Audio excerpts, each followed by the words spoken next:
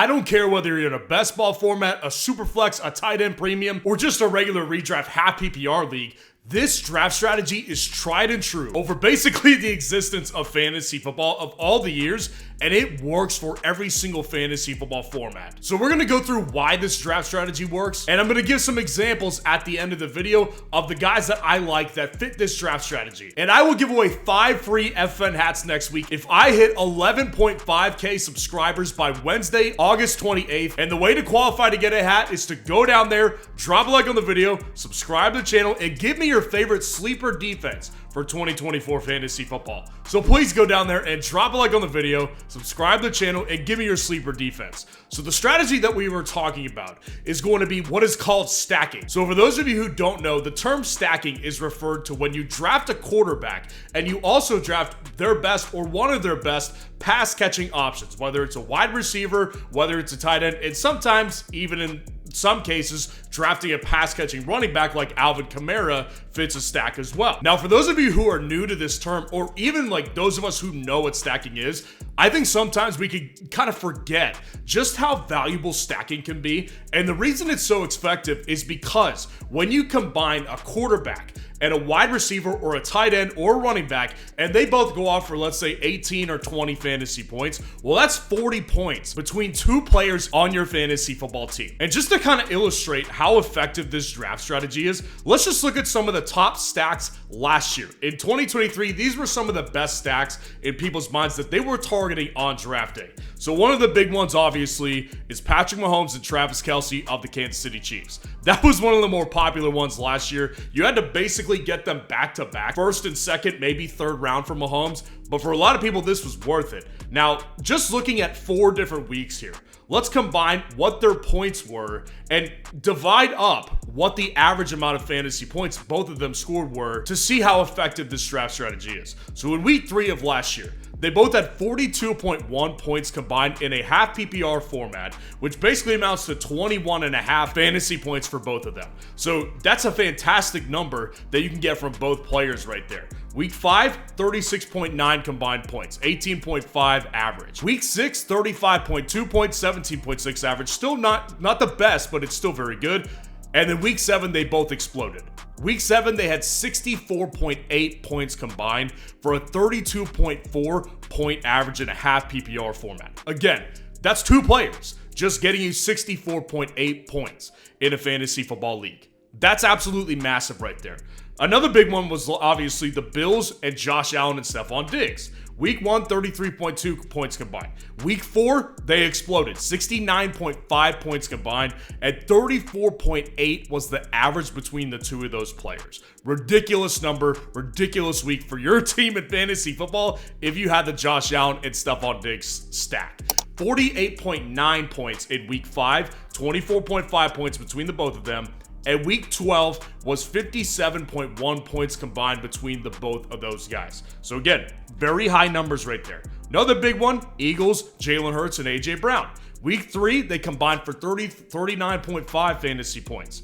They combined for 58.2 fantasy points in week 4, 49 in week 7, and 56.4 in week 8. So obviously what you can see from all those different stacks is even on some of the lower end weeks, and this was just a 4-game sample size. Obviously, there will be games where neither of them have fantastic games, but even in some of those lower end games, you're averaging basically 17, 16, 18 fantasy points per player. That's an excellent average there on a fantasy football team, just between 2 players. And then we can even look at some of the more affordable stacks last year, and they did very good as well. The Lions, Jared Goff and Amon-Ra St. Brown, week 6, they combined for 46.8 fantasy points. So again, they both averaged individually 23.4 fantasy points. Week 10, 47.6 points combined. Week 15, 51.8 points combined. And week 16, 36.9. And then this was one of the most underrated stacks last year that did so well while they were both healthy. The Chargers with Justin Herbert and Keenan Allen last year was a great stack to get. Week 2, 49.3 points combined. 24.7 point average between the 2 players individually. That was actually one of their worst weeks out of these 4 right here.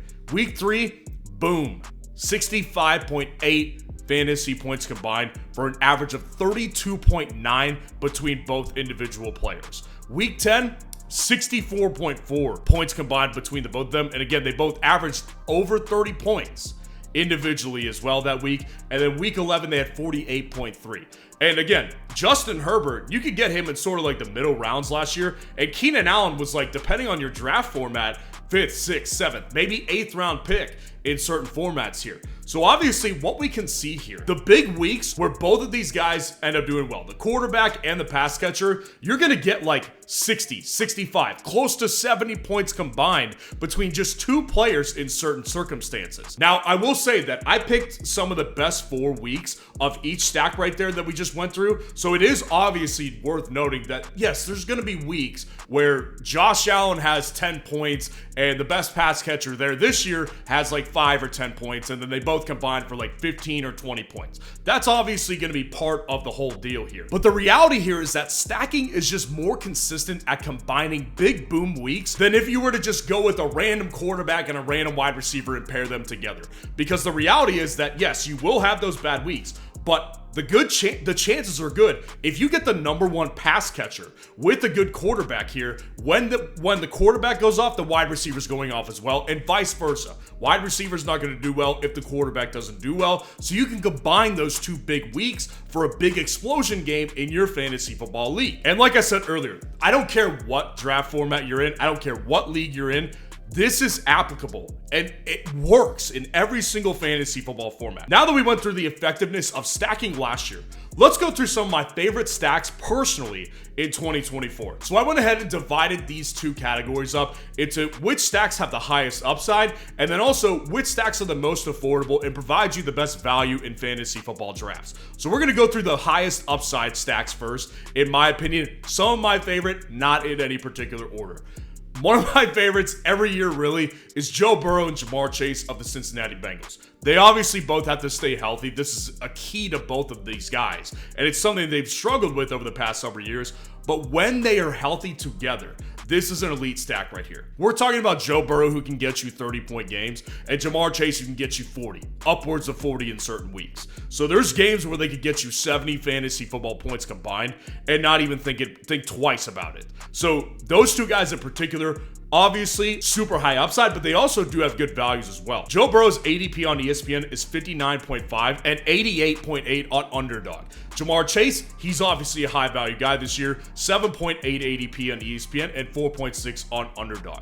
So the wide receiver you can go ahead and get there, Jamar Chase, and then you could wait several more rounds and pick a good running back in between there, a great running back, a couple more good wide receivers, even a good tight end if you want to early, and then go ahead and grab Joe Burrow right around 6th, 5th, 7th round, wherever you're going to be drafting him on. And then another one is really good here, and it's going to sound different. The Chiefs with Patrick Mahomes and not Travis Kelce. Rashee Rice is one of my personal favorite stacks to do this year. Rashee Rice, his ADP on ESPN is 90.8 and 43.9 on Underdog. So when I look at Rashee Rice, first of all, this is a guy who is actively rising as we speak. So if you want to get in on him today, that's the move, because he will continue to rise the more and more days that go by without any suspension talk. His price is going to continue rising. And Mahomes this year, actually a very affordable price in most platforms. 28.5 on ESPN, 42.9 on Underdog. And another one of my personal favorites. I've done this so much on Underdog. The Bills with Josh Allen and Dalton Kincaid. One of my personal favorite quarterback tight end stacks. Actually, it is my favorite in fantasy football this year. Josh Allen, 29.6 off the board in ESPN, but 36.7 off the board in Underdog leagues. Back of the 3rd round, early 4th round is what you're looking at with Josh Allen here, who again has the upside to be a quarterback, the quarterback 1 in fantasy football. Dalton Kincaid, 62 ADP on ESPN and 52.4 on Underdog. So what you can do on Underdog is you could get Josh Allen in the 3rd round or the 4th round, and then go ahead and get Dalton Kincaid a round or 2 later in underdog. This is a move that I've made so much. It has so much upside with Allen being a potential the quarterback 1, and Dalton Kincaid absolutely has the potential to be the tight end 3. So combining those 2 guys' points is going to be an elite stack in fantasy football in 2024. And if you want to hop in on Underdog and take advantage of those 2 values in particular, join Underdog today using the link in the comments below. And when you use code FFN to deposit money, they will match your first deposit 50% up to $1,000 right now. That offer is not going to last forever. So if you want to hop in one of those super high upside best ball leagues on Underdog today, draft Josh Allen and Dalton Kincaid and get a massive bonus cash offer, use code FFN today, because like I said, it's not going to last forever. The other big one I'm looking at here is the Houston Texans with CJ Stroud and my preferred one, Nico Collins here. CJ Stroud, his price is really affordable basically everywhere. 46.6 ADP on ESPN and 70.3 on Underdog. Nico Collins, 36 on ESPN and 17.3 on Underdog. So again, both these guys, they're going just far enough for you to get a couple more great players in between the 2 of those guys, and it's a passing offense that has a ton of upside this year. Now let's look at my favorite affordable guys that you can get as stacks this year. And you'll notice a trend with the first 2. One of my favorites this year is the Bears with Caleb Williams and DJ Moore. I've seen enough of Caleb Williams this preseason. I'm locked in. I'm all in on Caleb Williams, and the guy you obviously want to get is DJ Moore. With Caleb Williams, 114.8 ADP on ESPN and 105 on Underdog. Very affordable guy. Basically mid-rounds or late rounds, depending on how many rounds deep you're drafting. And then with DJ Moore, also extremely affordable. Way more affordable than he should be, actually. 48.1 ADP on ESPN and 30.4 ADP on Underdog. This is one of the best values in drafts today. I would absolutely go ahead. If you take DJ Moore, stack him up with Caleb Williams later on. That's got a lot of upside and it's very affordable. Again, another rookie here, the Commanders I am really just rising on right now at this point in the offseason. Jaden Daniels and Terry McLaurin is one of my personal favorite stacks to take on Underdog right now because I don't have much of either of them and I'm building up my stock on both of them. Jaden Daniels, 118 off the board on ESPN and 97.2 off the board on Underdog. With Terry McLaurin, 91.6 ADP on ESPN and 50.8 ADP on Underdog.